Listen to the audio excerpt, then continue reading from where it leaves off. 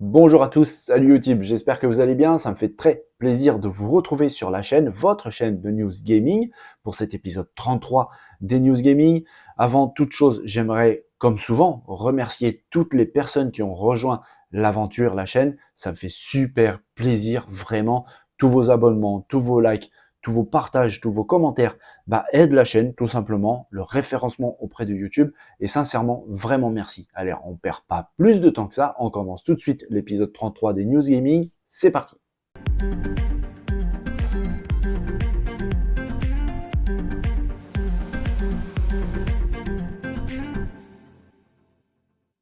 Les amis, la journée d'hier était assez chargée émotionnellement. C'était pas facile à gérer avec, par exemple, vers 16h, Nintendo qui a dévoilé l'ultime bande-annonce de Zelda Tears of the Kingdom qui s'annonce absolument colossal, gigantesque. Ce jeu sort le 12 mai prochain et croyez-moi, il va faire des dégâts, sincèrement. Un petit peu plus tard, vers 23h, Sony avec un State of Play dédié à Final Fantasy XVI qui sort en exclu sur PS5 a dévoilé beaucoup plus de gameplay de ce jeu qui s'annonce vraiment grandiose. Le jeu, lui, sort le 22 juin prochain, mais il y a un petit quelque chose à moi qui me dérange dans ce Final Fantasy XVI. On en parle tout de suite ensemble. C'est vrai que le jeu semble vraiment très très beau. Alors évidemment, hein, c'est un Final Fantasy, donc à chaque fois qu'un Final Fantasy sort, il rehausse encore plus sa qualité technique. Bien sûr, à chaque fois, il puise un petit peu dans les ressources de la machine pour pouvoir proposer des environnements toujours plus beaux, toujours plus vastes, des textures toujours plus belles. Bref, du Final Fantasy comme on a l'habitude de le voir, sauf que là, c'est réellement sublimé avec des environnements vraiment énormes. La map, on la voit un petit peu en partie ici, s'annonce vraiment gigantesque, avec d'ailleurs une possibilité de se, en gros, téléporter très vite d'un monde à l'autre. Ça promet. On voit ici des environnements détaillés, riches, grands, vraiment. La direction artistique du jeu semble sublime, vraiment. On reconnaît bien là la patte de Square Enix. C'est très très beau. Évidemment, ça profite à plein de la puissance de la PS5. C'est fin, c'est détaillé, c'est coloré, les textures sont très très belles. Les animations, c'est sublime. Vraiment, hein, ce jeu au niveau graphique, il va encore hausser le ton, il va encore poser des jalons, ça va être vraiment très très très beau. Bref, du Final Fantasy dans toute sa splendeur. Mais il y a un petit quelque chose qui me dérange un petit peu avec ce jeu, et mais ça n'a rien à voir avec les graphismes, rassurez-vous, comme vous le voyez, hein, c'est vraiment très très beau. Si j'avance un tout petit peu, on va voir par exemple les combats. Voilà. Alors, c'est incroyable, c'est très beau, ça bouge vite et bien, c'est spectaculaire, euh, mais pour moi c'est un petit peu trop. Je sais pas comment un petit peu vous l'expliquer. Quand on voit ça là, pour moi ça fait pas vraiment Final Fantasy. On reconnaît même un petit quelque chose, j'allais vous dire, et je vais vous le dire, ça me fait rappeler un petit peu un Devil May Cry, avec une action frénétique, énormément d'informations affichées à l'écran, ça bouge dans tous les sens, l'impression de temps en temps qu'on ne contrôle pas trop ce qui se passe à l'écran. Alors évidemment, hein, c'est spectaculaire, on en prend plein les yeux, et quand je vous parlais de Devil May Cry, c'est pas pour rien, parce que en fait, Square Enix a débauché une des personnes qui a travaillé justement sur Devil May Cry pour bosser sur ce Final Fantasy XVI, et on y voit très clairement la patte de cette personne, avec des références, vraiment. J'ai l'impression de voir un Devil May Cry, ou alors un petit peu avec des couleurs évidemment beaucoup moins criardes, un Persona 5 par exemple, où ça bouge beaucoup, des coups de folie à l'écran, ça explose de partout, des effets de lumière, de particules, des informations qui s'affichent dans tous les sens. C'est très, j'allais dire brouillon, mais non, c'est pas le mot, c'est pas brouillon, parce que c'est quand même maîtrisé de la part de la machine. Évidemment, la puissance de la PS5 fait que, de toute façon, ça sera toujours propre, voilà le mot. Mais en fait, j'ai clairement l'impression, et dites-moi dans les commentaires vraiment si vous pensez comme moi, ou est-ce que ça vous va, est-ce que vous aimez cette direction que prend Final Fantasy, ou est-ce que c'est un peu dérangeant. Moi, j'ai l'impression de voir plus un jeu d'action avec un peu de RPG dedans, avec un peu d'aventure dedans, plutôt qu'un jeu d'aventure vraiment grandiose dans le sens qu'on l'entend, avec beaucoup d'action dedans. Ça me fait bizarre un petit peu. C'est pas l'idée, moi, que je me fais d'un jeu d'aventure, surtout un Final Fantasy. Alors, évidemment, c'est à mettre un petit peu en perspective du fait que ce n'est qu'un ressenti visuel de ce qu'on voit à l'écran. Il faudra voir manette en main. L'histoire, j'en suis sûr, le scénario, comme dans tous les Final Fantasy, bah, ça s'annonce grandiose, évidemment. Est-ce que finalement ça va équilibrer cette fausse, probable impression que l'on a, en tout cas que moi j'ai en regardant Final Fantasy XVI, mais c'est vrai que la vidéo d'hier était centrée vraiment beaucoup sur le gameplay et énormément sur le gameplay de combat, d'action. Et alors, est-ce que c'est cette conférence qui avait mis l'accent là-dessus, et donc évidemment ça donne ce ressenti, ou est-ce que vraiment ça sera comme ça? Ça, je ne sais pas, on verra. De toute façon, le jeu sortira le 22 juin et on verra avec les différents tests ce qui va ressortir. Mais en tout cas, c'est vrai que c'est cette petite impression là de voir plus un jeu d'action avec un tout petit peu de RPG, alors que finalement, j'aurais préféré voir plus un jeu d'aventure, de RPG, ce qui est l'ADN de Final Fantasy, avec un peu d'action, certes, mais un peu moins frénétique, un peu moins action, vraiment, parce que là, les combats, c'est une folie. Même Street Fighter, ça va moins vite, en fait. Donc, donnez-moi votre avis, s'il vous plaît, dans la zone de commentaires.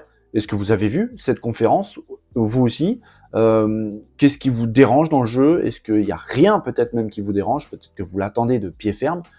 Sincèrement, je comprendrais, ça reste quand même un Final Fantasy. On va pas se mentir, ça va être vraiment un très très bon jeu. Attention, j'ai pas dit qu'il allait être nul, mais voilà, un petit peu débattre de tout ça tous ensemble dans la zone de commentaires, ça pourrait être sympa. Voir un petit peu si votre avis rejoint le mien ou est-ce que je suis le seul à penser ça. Bon les amis, vous savez malheureusement que l'E3, cette année, c'est définitivement, purement et simplement annulé. Il n'y a plus d'E3, ça on le sait.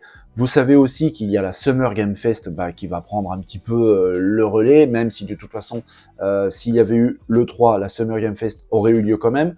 Vous savez qu'il y a ce showcase très attendu de PlayStation qui annonce vraiment du très très lourd. Évidemment, il y aura des conférences, des événements de la part d'autres développeurs. On peut très bien imaginer Ubisoft, Electronic Arts et beaucoup d'autres. Il y aura bien évidemment un showcase Xbox qui s'annonce vraiment énorme, mais pas que. Pas que. Apparemment, il va falloir vraiment que je prenne de la vitamine C parce que Game Radar vient tout juste d'annoncer le futur Game Show qui sera donc le 10 juin prochain. Ça tombe un samedi. Il aura lieu à 19h heure française. Vous pourrez le vivre sur YouTube, Twitch par exemple, dans les plateformes de streaming habituelles. Ce futur game show qui s'annonce plutôt consistant, on parle de plus de 40 nouvelles bandes annonces de jeux pour PS5, pour Xbox, pour console Nintendo Switch, pour PC, mais aussi de la réalité virtuelle. Alors, plus de 40 nouvelles bandes annonces, ça fait quand même pas mal. On va passer pas mal de temps devant son écran pour regarder un petit peu tout ça.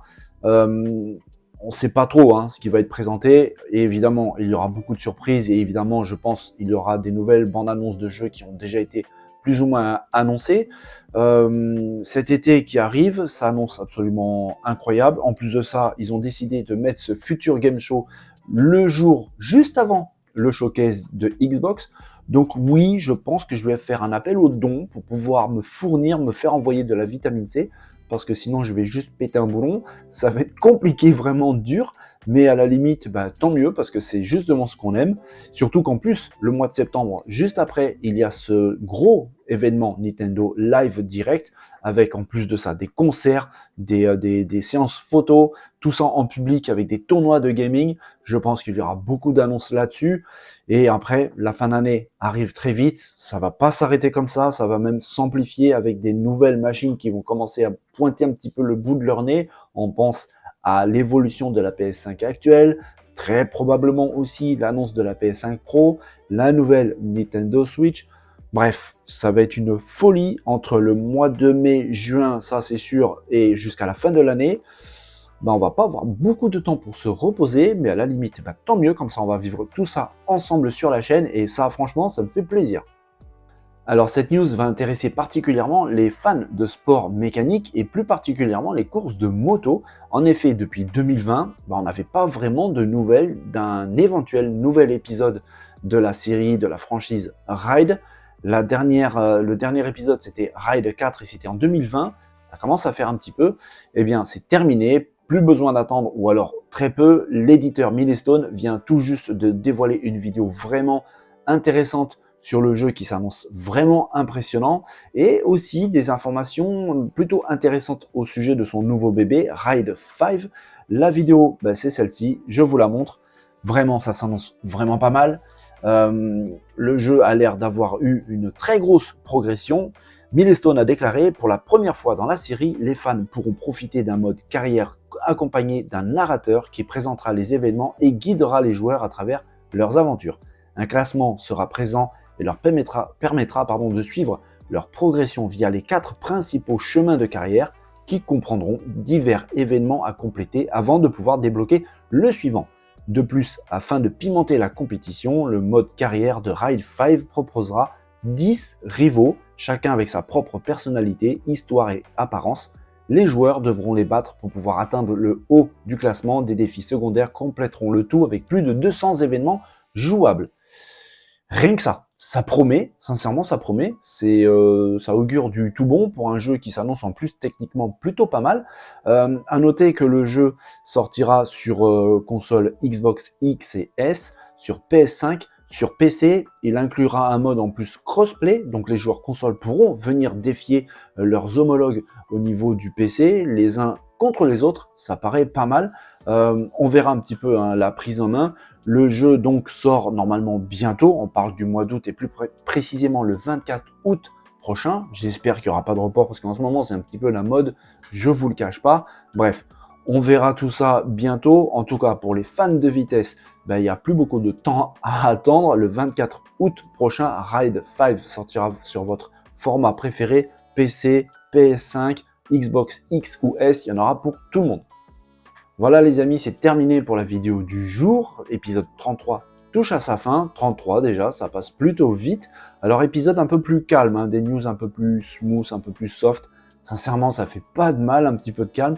Surtout que vous connaissez l'expression, le calme avant la tempête.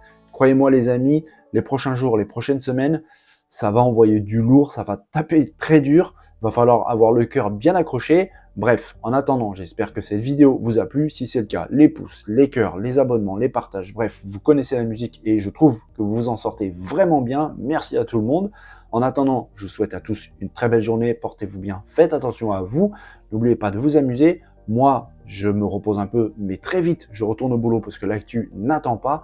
Je vous dis à très vite, dès demain, pour un nouvel épisode des News Gaming. Bye bye.